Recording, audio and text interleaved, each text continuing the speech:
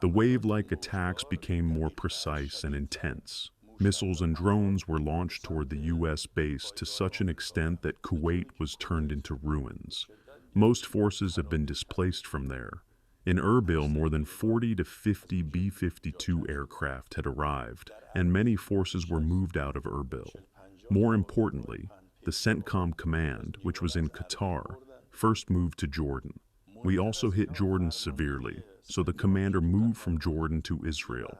What does this mean? It means that the apparatus for an imminent battle is being set up so that when they come to the Strait of Hormuz, they can command and provide support from nearby. Both command and support for targeting operations in the Strait of Hormuz.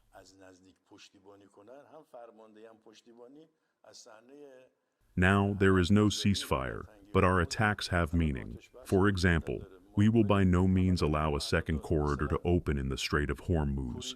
Even if they bring an aircraft carrier, we will hit the carrier. If they bring military forces, we will hit them. For now, we threaten the ships not to go. Fortunately, many ships listen to our threats and turn back, and we do not engage. But some, who are clearly under complete pressure from the Americans, come. Well, they sustain some damage, and then they turn back themselves.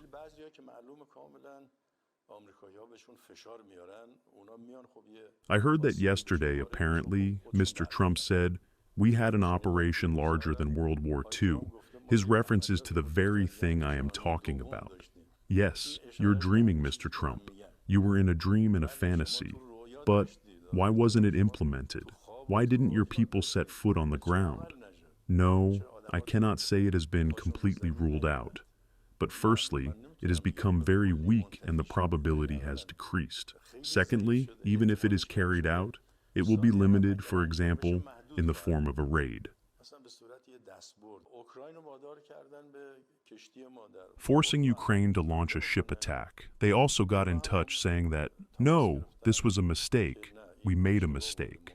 Well, we are currently investigating because we had prepared to strike 3 points in Ukraine. However, after they said it was a mistake, since we are not truly seeking to expand the war, and we do not want to incite warmongering.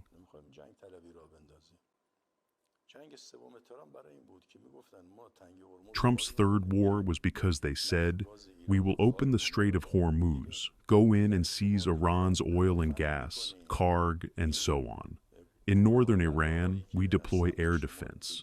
There are only a few bridges and roads leading from north to south, most of which pass through highlands. Therefore, we take Iran's oil and gas, and the management of the Strait of Hormuz falls into our hands, removing it from Iran's control.